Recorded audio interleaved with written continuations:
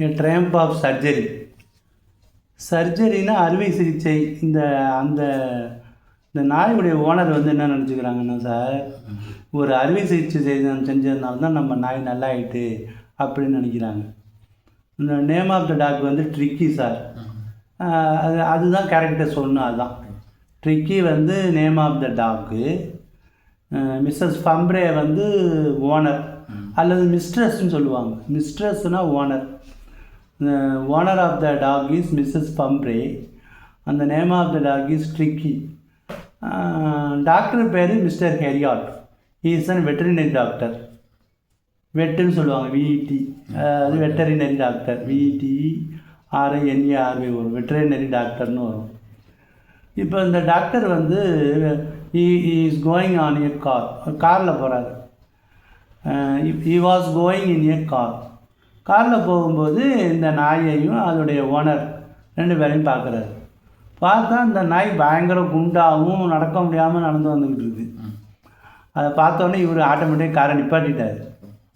I had pulled up my car. Pulled up அப்படின்னாக்கா நிப்பாட்டுறதுன்னு அர்த்தம். I stopped my car. when we saw him in the street with his mistress, I was shocked at his appearance. அந்த நாயோடைய அப்பியரன்ஸை பார்த்தோன்னா அவருக்கு அதிர்ச்சியாக இருக்குது. இது சிம்பிளாக எழுதலாம் சார். Doctor Mr Herriot was travelling in a car அல்லது was driving in his car. he saw the dog.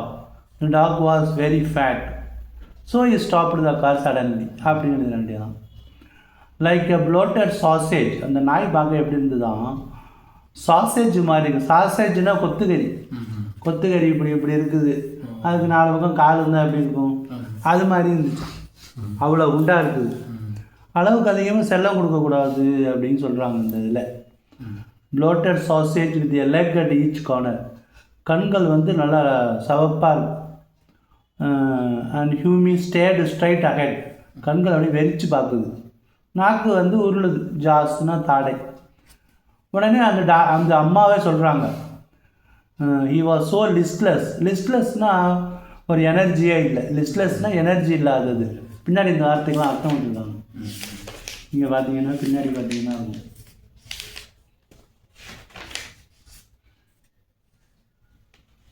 இதாக இருக்குது பாருங்க. சாசேஜ், ரூமி. லிஸ்ட்லெஸ்னால் லேக்கிங் எனர்ஜி, ஒரு ஆர்வமோ சக்தியோ இல்லாது இருத்தல். டிஸ்ட்ராக்ட்னா அதிகமாக கவலைப்படுறது. சில முக்கியமான வார்த்தைகள் இதில் பார்த்துக்கலாம். 3 வார்த்தை முக்கியமாக இருக்கும். லிஸ்ட்லெஸ், டிஸ்ட்ராக்டு, கன்வலசிங். கன்வலசிங்னா நோய் வந்து சரியாகுது, குணநலம் அடைதல். இப்போ உடனே அவங்க சொல்கிறாங்க, it seem to have no energy. எங்கள் நாய்க்கு கொஞ்சம் கூட சக்தியே இல்லை. அப்பப்போ கொஞ்சம் சாப்பாடு கொடுப்பேன், கொஞ்சம் மால்ட்டு கொடுப்பேன், காட் லிவர் ஆயில் கொடுப்பேன், பவுல் ஆஃப் ஹார்லிக்ஸ். ராத்திரி நேரத்தில் கொஞ்சம் ஹார்லிக்ஸ் கொடுத்து தூங்க வைப்பேன், ஆனால் ரொம்ப கொடுக்க மாட்டேன் அப்படின்னு சொல்கிறாங்க. அந்த ஸ்வீட்லாம் கொஞ்சம் நிப்பாட்டிட்டீங்களா அப்படின்னு கேட்குறாங்க. கொஞ்சம் நிப்பாட்டியிருக்கேன் ஆனாலும் அப்படிங்கிறாங்க. இருந்தாலும் அந்த நம்ம நாய்க்கு வந்து க்ரீம் கேக்கு, சாக்லேட்லாம் ரொம்ப பிடிக்கும். அதை எப்படி என்னால் தடுக்க முடியல, என்னால் வந்து தடுக்க முடியல. அந்த அளவுக்கு வந்து அந்த நாயை ரொம்ப சாப்பிட வச்சு இந்த அம்மா தான் அதை கெடுத்தது, குண்டாக்கிட்டாப்புல. அப்புறம் வாக்கிங் எக்ஸசைஸ் கொடுக்குறீங்களா அப்படிங்கிறாங்க. எக்ஸசைஸ் கொஞ்சம் நான் அழைச்சிட்டு போகிறேன். இப்போ பார்த்தீங்களா அந்த கொஞ்சம் தூரம் வாக்கிங்கு. அந்த தோட்ட காரனுக்கு வந்து இடுப்பு வலி வந்துடுச்சு, அதனால் இந்த ரிங்கை தூக்கி போட்டு பிடிக்கிறது அதை விட்டுட்டோம் அப்படின்னு சொல்கிறான். உடனே வந்து அந்த டாக்டர் என்ன சொல்கிறாரு, you must harden your heart. உன் இதயத்தை நல்லா நீங்கள் உறுதிப்படுத்திக்கிட்டு ஸ்ட்ரிக்ட் டயட்டு கொடுக்கணும். இன்னும் கடுமையான சாப்பாடு, அதாவது கடுமையான உணவு கட்டுப்பாடு வேணும் அப்படிங்கிறாங்க. இப்படியே இருக்கும்போது இப்படி 1 வாரம் ஆகிட்டு 1 வாரம் கழித்து ஃபோன் வருது. மிஸ்ஸஸ் ஃபம்ப்ரேட்டேருந்து வருது. ஹூ இஸ் மிஸ்ஸஸ் ஃபம்ப்ரேனா ஓனர் ஆஃப் த டாக் அல்லது மிஸ்டர்ஸ் ஆஃப் த டாக்னு சொல்கிறோம். என்னென்னா நாய் ஒன்றுமே சாப்பிட மாட்டேங்குது, அதுக்கு ரொம்ப பிடிச்ச உணவு கொடுத்தாலுமே திங்க மாட்டேங்குது, வாமிட்டிங் இருக்குது அப்படின்னு சொல்கிறாங்க. உடனே ஒரு டாக்டர் போய் சொல்கிறாரு, நான் பெட்டில் அட்மிட் பண்ண வேண்டியதுதான் அப்படின்னு சொல்லி வெட்டினரி கிளினிக்கில் வந்து கொண்டு போய் அட்மிட் பண்ணிட்டாரு. அங்கே முதல் நாள் வந்து இந்த நாய் பேர் ட்ரிக்கி. முதல் நாள் வந்து இந்த மற்ற நாய்கள்லாம் வந்து சுற்றி சுற்றி வருதுங்க. வந்து பார்த்துக்கிட்டு இன்ட்ரெஸ்ட் இல்லாமல் விட்டுருச்சு. அப்புறம் சாப்பாடு போடுறாங்க. சாப்பாடு போடுறோம், எல்லா நாயும் வந்து அடித்து பிடிச்சி ஓடி போய் சாப்பிடுது. இது சோம்பேறியாக இருந்தோன்னா இதுக்கு ஒன்றுமே உணவு கிடைக்கல. Tricky could not get any food on the first day. அப்புறம் என்ன பண்ணுறது, இதுக்குன்னு தனியாக ஒரு தட்டு வச்சு அதுக்கு சாப்பாடு வச்சு பார்க்குறாங்க. அதுலேருந்து கொஞ்சம் அது இதாகுது, கொஞ்சம் கொஞ்சமாக அது சரியாகுது.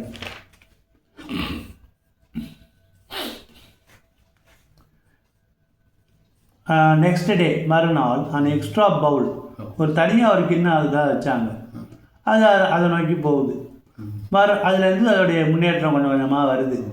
அது மெடிக்கல் ட்ரீட்மெண்ட்லாம் ஒன்றும் கிடையாது, சும்மா அப்படியே இது பண்ணுறது தான், எக்ஸசைஸ் மாதிரி தான். மற்ற நாய்களோடு அது சேர்ந்து பழக ஆரம்பிச்சிருச்சு. அப்படியே கொஞ்சம் கொஞ்சமாக நல்லா நல்லா நல்லா லீனாகவும் ஆகிட்டு. I was able to tell அந்த டாக்டர் ஹெரியாட் வந்து ஃபம்ப்ரேயை கூப்பிட்டு சொல்கிறாரு, உங்கள் நாய் வந்து இப்போ அபாய கட்டத்தை தாண்டிருச்சு. Your dog was out of danger and கன்வலசிங்னா குணநலம் அடைஞ்சு வருது வேகமாக அப்படிங்கிறது. The word convalescing seemed to do something to do Mrs. Fumbre. உடனே சரி நம்ம நாய் நல்லா ஆகிட்டுன்னு சொல்லி டெய்லி முட்டை கொடுத்து விட்றான் வீட்டிலேருந்து. She started to bring round fresh eggs 2 dozen at a time. ஒரு நாளைக்கு 24 முட்டை கொடுக்குறா. அப்போ தான் நம்ம நாய் நல்லா ஸ்ட்ரென்த் ஆகணும்னு. அது மற்ற நாய்களுக்கு அது கிடைக்குது, இல்லை ரத்தம் ஊறணும் அப்படிங்கிறதுக்காக. அப்புறம் லன்ச் டைமில் வந்து 2 கிளாஸ் ஒயின் இதெல்லாம் கொடுக்குறாங்க. அப்புறமா பிராந்தி கொடுக்குறாங்க டு ட்ரிக் இஸ் கான்ஸ்டிடியூஷன், உடல் அமைப்பு நல்லா ஆகுங்கிறதுக்காக. இப்போ இவருக்கே தோணுது பேசாமல் ட்ரிக்கியை ஒரு பர்மனன்ட் கெஸ்ட்டாக வச்சுக்கலாம் போல இருக்கே அப்படின்னு. இருந்தாலும் அவங்க ஓனர் வந்து ரொம்ப வருத்தப்படுவாங்க அந்த நாய் இல்லாமல். அவங்க என்ன சொல்லியிருக்காங்க, இந்த நாய் இல்லாமல் நான் செத்தே போயிடுவேன் அப்படிங்கிறாங்க. ஃபார்ட் நைட்னா 14 nights, 14 நாள் இந்த நாயை பிரிஞ்சிருக்கணும். அதான் ஃபார்ட் நைட்டுங்கிறது. 14 + nights அதோடைய சேர்த்தவர் தான் ஃபார்ட் night.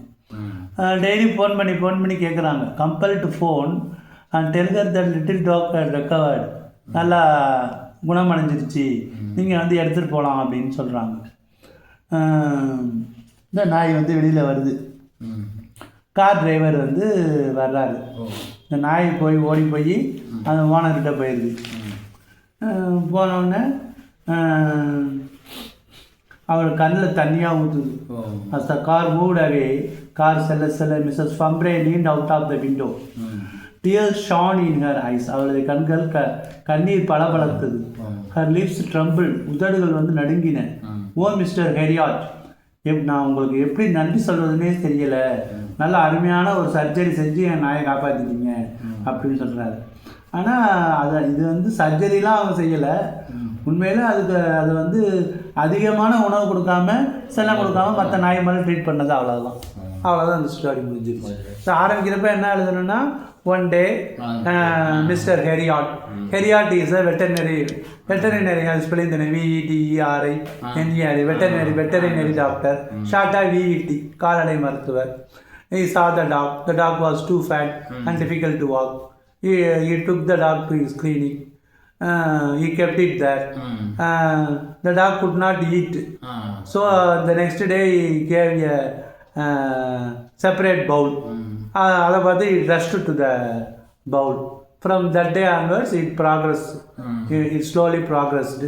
After 14 days it was handed to the owner, Mrs. Fumbre.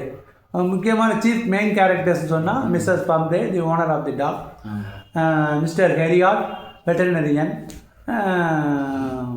அப்புறம் இந்த டாக் ட்ரிக்கி TRICK. எவ்வளோதான் கேரக்டர்ஸ் அதுதான். எனக்கு அதான் இது மட்டும் தான் சார்.